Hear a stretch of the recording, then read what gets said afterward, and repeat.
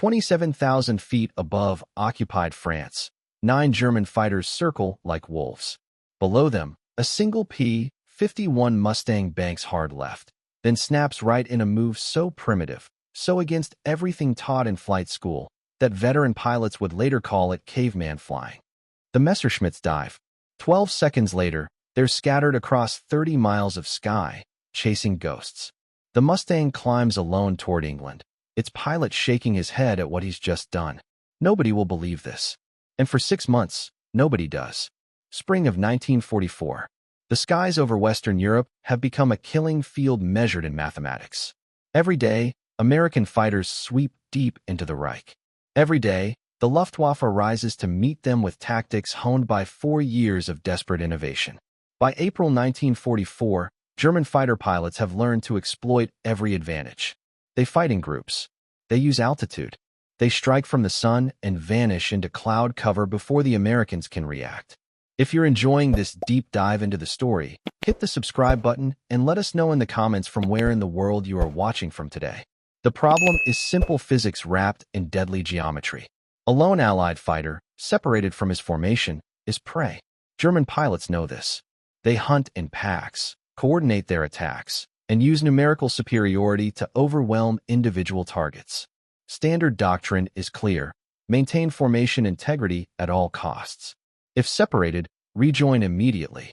If unable to rejoin, run for home at maximum speed and pray the enemy doesn't follow. It is doctrine born from bitter experience. It is doctrine that keeps pilots alive. But doctrine cannot account for every situation, and sometimes the mathematics of survival require solutions that exist outside the manual. The North American P-51 Mustang is arguably the finest fighter aircraft in the world. Its Packard-built Merlin V1650 engine generates 1,490 horsepower.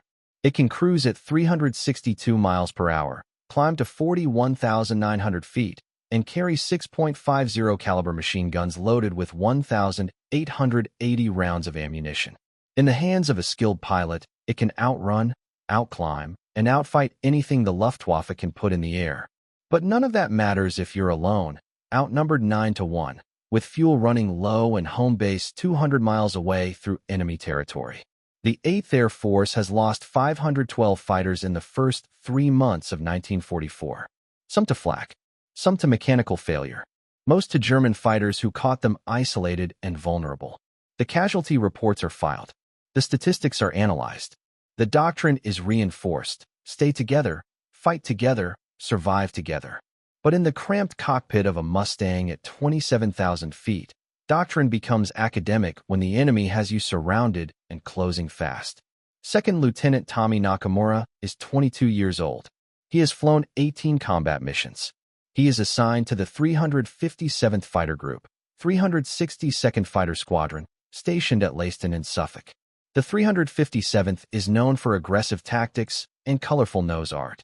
Its pilots have painted yellow spinners on their propellers and call themselves the Yoxford Boys after the nearby village.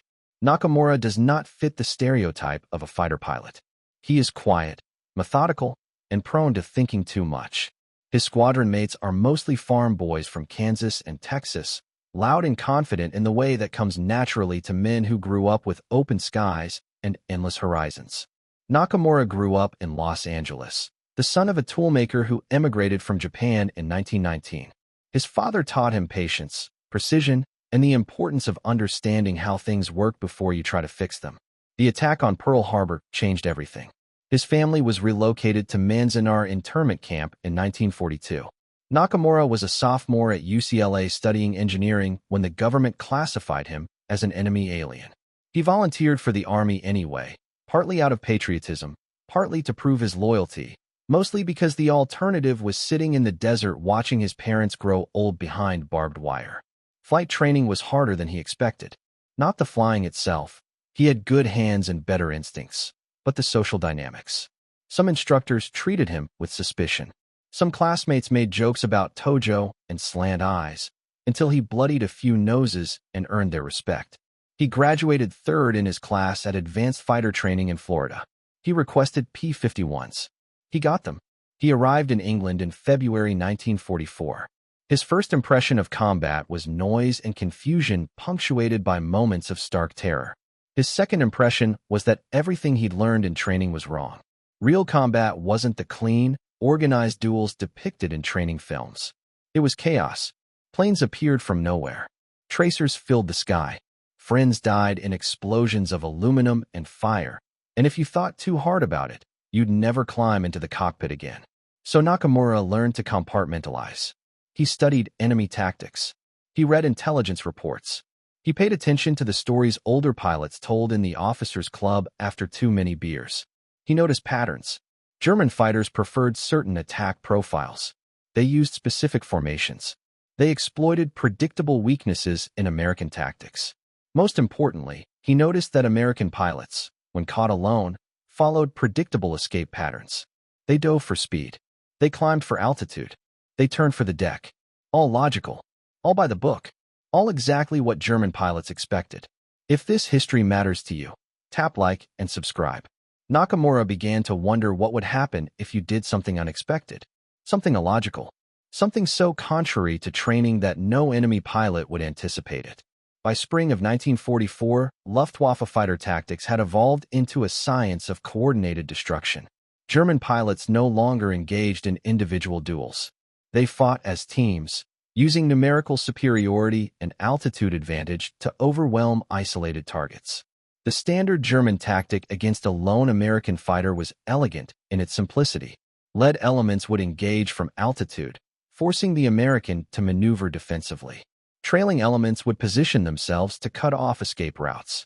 When the American committed to evasion, invariably a high-speed dive or climbing turn, the Germans would coordinate their attacks, herding him into a killing box where multiple fighters could bring guns to bear simultaneously. American doctrine countered this with formation discipline. Flights of 4 aircraft flew mutual support patterns. If bounced by superior numbers, they maintained formation cohesion while fighting their way to friendly territory. Individual pilots were trained to rejoin formation at all costs, even at the expense of tactical opportunity. The system worked, but only if formation integrity was maintained. Once a pilot became separated, through mechanical failure, navigation error, or simple bad luck, survival rates plummeted. Statistics from the first quarter of 1944 showed that isolated American fighters had a 37% survival rate when engaged by multiple enemy aircraft. Those were lottery odds in a profession where survival depended on skill, not chance. The mathematics were brutal but clear. A lone P-51, despite its superior performance, could not outrun, outclimb, or outfight 9 Messerschmitt 109s operating in coordinated attacks. The German pilots knew this. They trained for it. They executed it with mechanical precision. But mathematics assumed rational behavior. It assumed predictable responses to tactical pressure. It assumed that American pilots would follow doctrine, react logically, and choose the most sensible escape option. Nakamura had begun to suspect that mathematics might be wrong. The idea came to Nakamura during a mission debrief on April 10th. Flight Lieutenant Wilson was describing an engagement over St. Nazaire where he'd been jumped by 6 109s. Wilson had followed doctrine, full throttle, shallow dive, heading for home. The Germans had stayed with him for 40 miles before breaking off. Wilson survived, but barely. They knew exactly what I was going to do, Wilson said. Soon as I pushed the nose down, they split up and bracketed me. If they'd had more fuel, I'd be swimming in the channel right now. Nakamura raised his hand. What if you'd done something else? Wilson stared at him. Like what? I don't know. Something unexpected. The squadron intelligence officer, a captain from West Point who'd never flown combat, shook his head. Doctrine exists for a reason, Lieutenant. Evasion procedures are based on aircraft performance parameters and enemy capabilities. You stick to what works. But Nakamura couldn't stop thinking about it. That night, he sat in his bunk sketching diagrams in a notebook. He drew pursuit curves, energy states, angular relationships. He calculated closure rates and turning radii. He studied the problem like an engineering equation, looking for variables that could be manipulated. Standard evasion doctrine assumed maximum performance, full power, optimum speed, minimum time to safety. But what if maximum performance wasn't optimum? What if the key to survival wasn't going faster, but going differently? Nakamura knew something about deception from growing up Japanese American in Los Angeles. Sometimes survival meant fitting in, acting normal, being what people expected you to be. But sometimes it meant being so unexpected, so contrary to assumption, that people didn't know how to react. He began experimenting during training flights. When bounced by friendly fighters during mock combat, instead of following prescribed evasion maneuvers, he tried variations. Shallow turns instead of steep ones. Climbing instead of diving. Throttling back instead of adding power. Most attempts failed. He was shot down repeatedly by squadron mates flying aggressive intercepts. But occasionally, something worked. A shallow bank followed by a sudden snap turn would cause the pursuing pilot to overshoot. A momentary throttle reduction would destroy closure rate calculations. Small variations, each one contrary to training, each one briefly effective. The breakthrough came during a dogfighting exercise on April 18.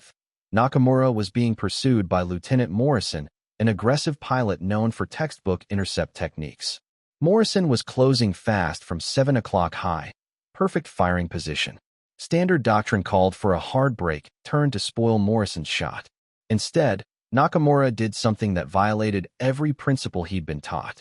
He dipped his left wing 45 degrees and held it there. No turn. No evasion. Just a steep bank angle that pointed his aircraft toward the ground while maintaining forward momentum. Morrison overshot. Not by inches, but by hundreds of yards.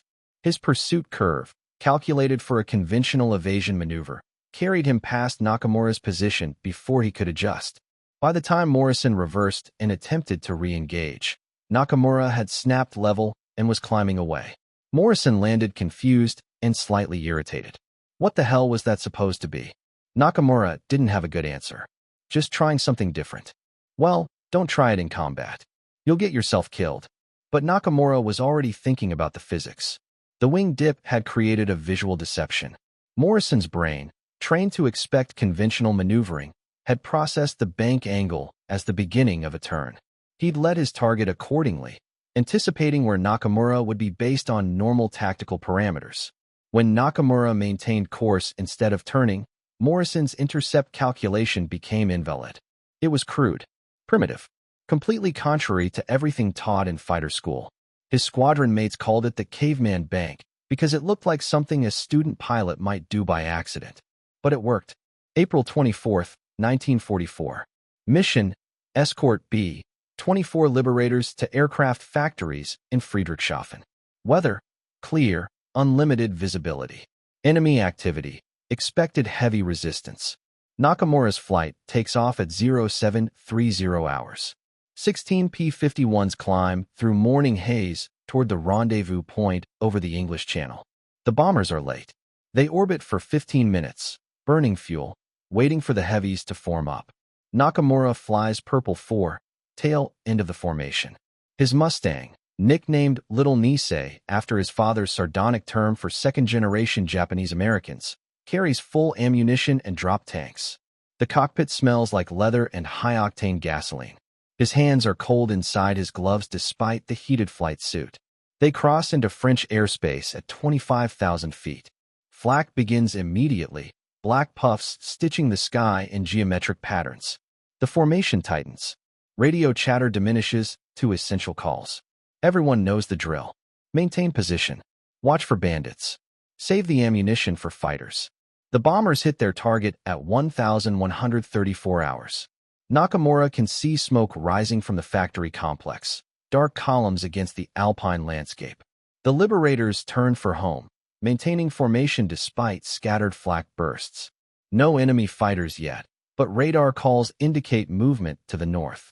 At 1,147 hours, Nakamura's drop tanks run dry. He punches them off and watches them tumble toward the German countryside. His fuel situation is manageable, but not comfortable. They're deep in enemy territory with a long flight home. At 1,152 hours, his engine begins running rough. The symptoms develop gradually. A slight vibration at first, then irregular RPM fluctuations. Oil pressure remains normal, but the engine note changes from a steady roar to something less confident. Nakamura checks his instruments. Everything looks normal except for a barely perceptible roughness in the propeller arc. He calls his flight leader. Purple lead, Purple 4. I've got engine trouble. Nothing serious, but I'm losing power. Copy, Purple 4. Can you maintain formation? Nakamura throttles forward. The engine responds, but reluctantly. Negative. I'm falling behind. Roger. RTB Independent. Good luck. Return to base Independent. The words every fighter pilot dreads. You're on your own. Navigate home. Avoid trouble. Survive if you can. Nakamura drops below the formation and turns southwest toward England. The engine continues to deteriorate. Not catastrophically, but steadily. Oil temperature creeps upward. Manifold pressure drops. He's losing perhaps 50 horsepower, maybe more. In a healthy aircraft, it wouldn't matter. In enemy airspace, flying alone, it's a death sentence. At 1,158 hours, the Messerschmitts find him. They come out of the sun, 9 aircraft in a loose wedge formation. Nakamura spots them at 3 miles, barely dots against the bright sky. He knows immediately that he's dead. 9 against 1. Low fuel. Sick engine. No backup. The lead 109 noses over into an attack run. The others spread out, positioning themselves to cut off escape routes. Standard tactics. Textbook execution. They've done this before. Nakamura has perhaps 30 seconds before the first German opens fire. His options are limited. He can dive for the deck and hope his engine holds together long enough to outrun them. He can climb and hope to reach cloud cover before they close range. He can turn and fight and die in the next 2 minutes. Or he can try something stupid. The lead Messerschmitt is closing fast, diving from 11 o'clock high. Nakamura can see the pilot's helmet in the cockpit, the yellow spinner on the propeller hub, the wing-mounted cannons that will tear his aircraft apart in the next 10 seconds. Standard evasion doctrine. Hard brake, turn to spoil the shot. Present minimum profile. Force overshoot. Extend and try to escape. Instead, Nakamura dips his left wing 60 degrees and holds it there. The German pilot sees the bank angle and adjusts his lead accordingly. His brain processes the visual input and calculates an intercept course based on the assumption that the American will complete the turn. He positions his aircraft to fire into the space where Nakamura should be in 3 seconds. If you find this story engaging, please take a moment to subscribe and enable notifications. It helps us continue producing in-depth content like this. Nakamura doesn't turn. He holds the bank angle like he's frozen with fear. The Messerschmitt flashes past, guns firing into empty sky. The pilot pulls up hard, confused, trying to relocate his target. The second German is already committed to his attack run. He's seen the lead pilot overshoot, but his closure rate is too high to adjust. He follows the same intercept geometry, leading the banked Mustang, firing at a target that isn't where his brain tells him it should be. Nakamura snaps level and banks hard right. The second 109 overshoots by even more. 2 down. 7 to go. But now the remaining Germans understand they're dealing with something unexpected. The next attack comes from multiple directions simultaneously.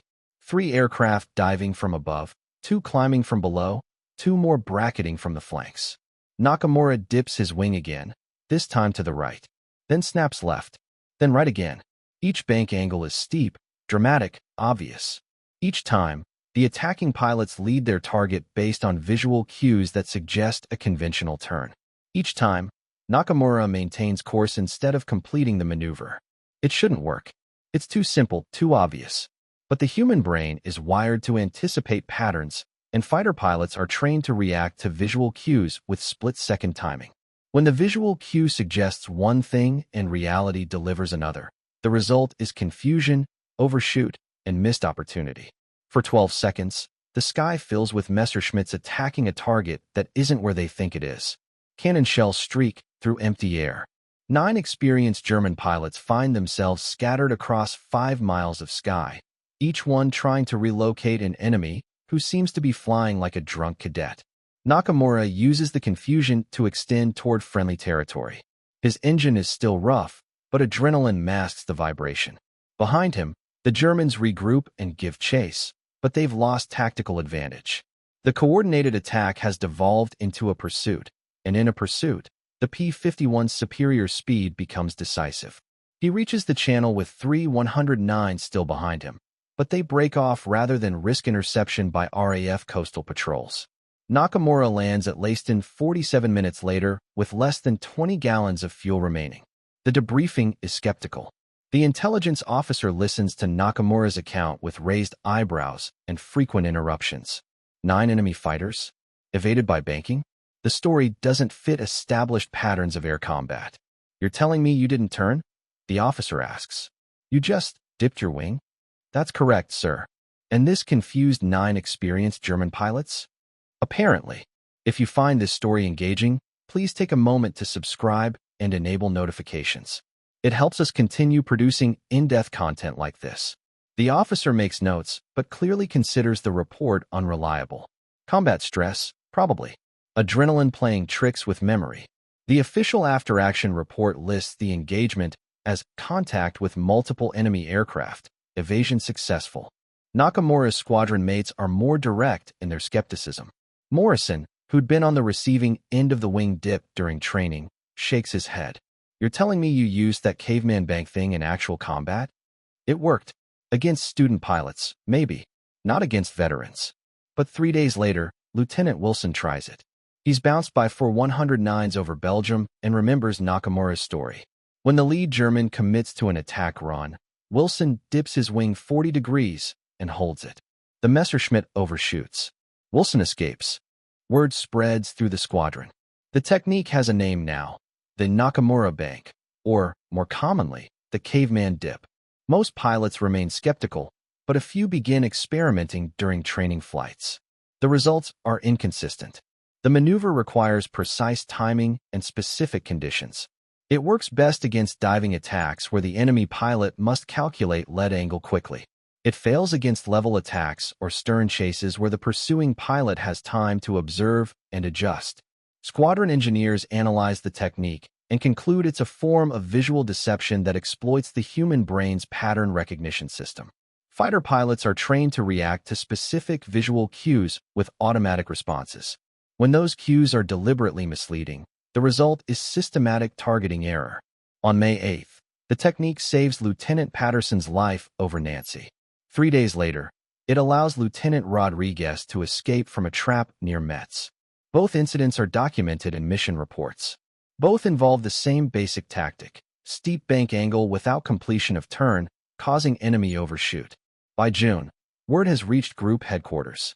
Colonel Hubert Zemke, commanding officer of the 56th Fighter Group, requests a demonstration. Nakamura flies to Zemke's base and shows the technique during a mock combat exercise. Zemke watches from the ground as Nakamura evades 4 P-47s using variations of the wing dip.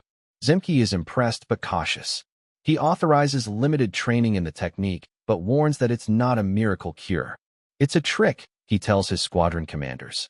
Tricks work once, maybe twice. After that, the enemy adapts. But Zemke also understands that air combat is evolving faster than doctrine can track. Individual pilots need every advantage they can get. If a caveman bank saves one American life, it's worth adding to the toolkit. By August 1944, variations of the Nakamura bank are being taught informally throughout the 8th Air Force. Not as official doctrine, but as what instructors call advanced evasion techniques for specific circumstances. The maneuver appears in different forms depending on aircraft and tactical situation. P-47 pilots use a shallow version that exploits the Thunderbolt's weight and momentum. Spitfire pilots develop a rapid reversal variant that takes advantage of their aircraft's superior roll rate. Each adaptation maintains the core principle: create visual deception through unexpected wing attitude. German intelligence notices American pilots surviving encounters that should have been fatal. Luftwaffe reports from late 1944 reference anomalous evasion patterns and non-standard defensive maneuvering. Some German pilots begin anticipating the technique, but this creates its own problem: hesitation during the critical moment of attack. The psychological impact proves as important as the tactical one. American pilots gain confidence knowing they have an additional option when trapped by superior numbers. The knowledge that escape is possible, even from hopeless situations, improves overall squadron morale and reduces the mental stress that degrades performance during long combat tours. Post-war analysis suggests the technique saved at least 17 American pilots between May and September 1944. The exact number is unknowable because successful evasion often goes unreported, while failed evasion creates casualty statistics. The principle behind the Nakamura Bank influences jet-age fighter development. Aircraft designers begin incorporating deliberate deception capabilities into flight control systems. Modern fighters can generate false radar signatures, present misleading thermal profiles, and execute maneuvers specifically designed to confuse enemy targeting systems. But the core insight remains unchanged. Sometimes survival depends not on superior performance, but on unexpected behavior that exploits the limitations of human perception and reaction time. Tommy Nakamura completes his combat tour in September 1944. He flies 68 missions and is credited with 4 confirmed kills and 2 probables. He is awarded the Distinguished Flying Cross, the Air Medal with 3 oak leaf clusters, and a Purple Heart for wounds sustained during a strafing attack on a German airfield. He returns to California in November 1944. His family has been released from Manzanar, but their Los Angeles home was sold while they were interned. They live in a small apartment in Boyle Heights, starting over with nothing but the clothes they wore when freed. Nakamura uses his GI Bill benefits to complete his engineering degree at UCLA. He graduates in 1947 with honors and accepts a job with Lockheed Aircraft in Burbank. He works on the design team for the F-80 Shooting Star, America's first operational jet fighter. He marries Rose Tanaka in 1949. They have 3 children.